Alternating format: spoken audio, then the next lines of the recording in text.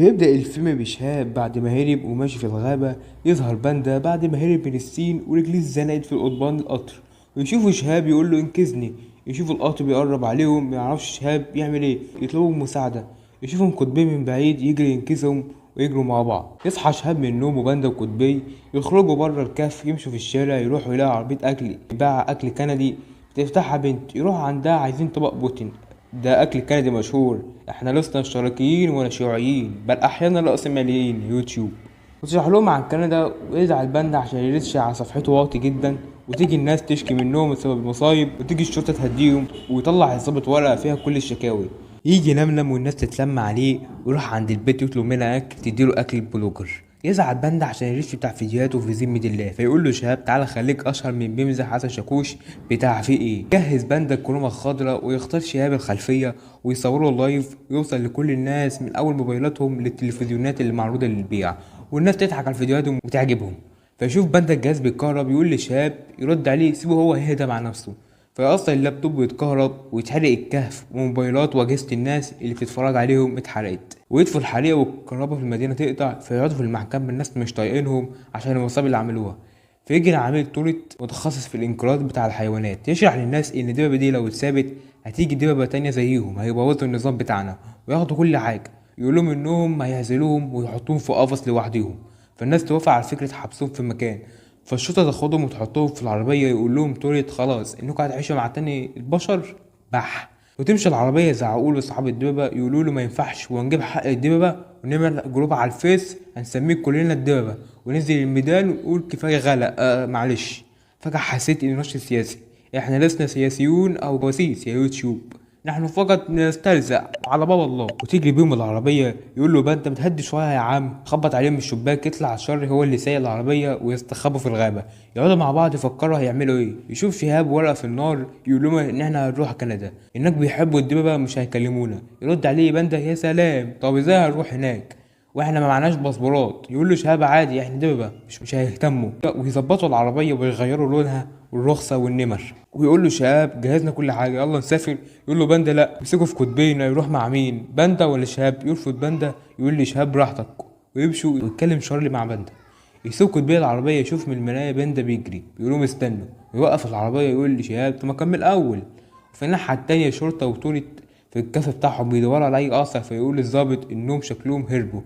ويوصلوا كندا يشوفوا عربيات كتير واقفة على الطريق. يشوف شهاب يلاقي القوات الخاصة عاملة كمان تسأل الناس لو عرفوا حاجة عن الدببة، ويتوتروا يقولوا احنا نتنكر.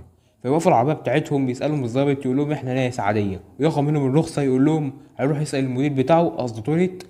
يجي بالعربية ببطء بيا عشان محدش يحس بحاجة. يسأل تولت يقول هو فين. تيجي وراهم عربية زيها بالظبط، يقول للظابط هي دي. يطلعوا بني ادمين عاديين، يقول له يا غبي مش قادر تميز بين الدببة والبني ادمين، الفرق بينهم الودان. ويمشوا في الطريق يشوفوا عربية جاية قدامهم، ويفرملوا يقع من على الكوبري. يشوفوا نور ملون جاي من المزرعة، فيخاف يكون فخ. يروحوا هناك يشوفوا حفلة تقول لهم البقرة تعالوا ادخلوا جوه. يشوف باندا كل المشاهير الحيوانات اللي على النت، ويرقصوا ويتعرفوا على كل مشهور ويتكلم معاهم في ورا عنده مليون فولورز. يقول لهم عندكم كام فولورز، يقولوا له احنا ما عندناش اكونتات اصلا. فيتصدموا وتقول البقرة انها تتصل بالشرطة. فيحكوا لهم مشاكلهم انهم دول طيبين عايزين نوصل كندا واتظلمنا، وطلعوا علينا صورة وحشة ويصعبوا عليهم ويسيبوهم. وتقول البقرة ناموا النهارده وهنصلح لكم العربية وينام. يقول له باندا متأكد انهم مش هيأذونا. يقول له شهاب ما انا قلت دول بيحبوا الدببة. ويحلم شهاب انه لقى دببة كتير وعايز ينقذهم من القطر بتاع تولد. ويصحى من النوم مفزوع. يقولوا باندا في ايه، يقول لي ده كابوس اروح اشم هوا. يشوف ضوء بتاع الشرطة، يبص من الشباك يلاقي شرطة وتولد تحت البيت. يقول له باندا بعتنا بكام يا فوق، ده انا عملت لك فولو. يقول لهم ما هو قاموا بالواجب، شوفوا من البقره تسلط عليهم صحابه الحيوانات يعطلوهم. ويروحوا يشوفوا العربيه ويصلحوها صاحب البقره، ويسوقوا ويجروا. يشوفوا طول يقول للشرطه دول هربوا يلا نجري وراهم. ويمشي لحد ما يوصلوا للمنطقه الصناعيه بتاعت كندا. يبص قطبي يلاقي الشرطه بتجري وراه، ويسرع بالسرعه ويخبطوا فيه ويدوس قطبي على الظابط بالغلط. يتكتف باندا ويطلع ورا العربيه، يتحكم في سلاح مدفع، يدوس على الزرار يرمي عليهم لون على الشباك عشان ما يشوفوش حاجه. ويقول له شهاب سرع القطبية. والعربيات تزنق ويمشي، لكن تولت لسه وراهم. يخبطهم ويقعوا فيقع باندا ويمسكوا شهاب ويشدوا. يدوس على السلاح يرمي بازوكا، يطيروا ويطلعوا الكوبري. لكن تولت يبلغ تولت القوات هناك. وهما سايقين الكاوتشات تتفك من العربية. يشوفوا الحدود بتاع كندا يفرحوا، يروح عند حارس الحدود يقول له شهاب عايزين ندخل جوه، فيقول له طبعا احنا نحب الدببة، ويفرحوا يحسوا بامل. يقول لهم هاتوا الباسبور، يقول له شهاب احنا دببة ما عندناش باسبور، يقول له ما ينفعش. فيحاولوا يزقوا الحدود، يدوس على الزرار يعمل حائط عشان ما يعدوش. ويزعلوا ويتعصب باندا، يقول له هي دي كندا اللي انت عمال تقول دي حلوه وبتحبنا، ادينا مش هندخل فيها يا فالح، كل واحد فينا في الطريق. يجي تولد ومعاك قواد يقول لهم خلاص كل واحد هيروح مكانه فعلا. بيمسكوهم يحطوا باندا في قفص وكوتبيه في قفص، يدخل شهاب في قفص وسط الدببة اللي زيه.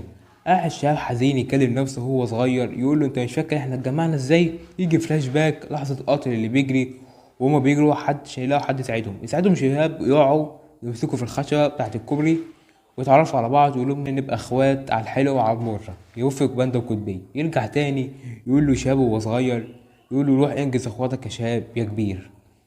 يكسر الحديد ويطلع يساعد كل الدببة اللي في السجن ويطلعهم، ويجروا يشوفهم توليت يطلع لهم صاعق الكهرباء يخوفهم بيه، يرجعوا ورا خايفين. يشوف شهاب الفاس يرمي لكوتبي يفك نفسه ويفك باندا وينزلوا ويموه في القفص، والحريقة تشد في المكان. يجي الظابط بطيارة هليكوبتر يقول لهم انا هساعدكم.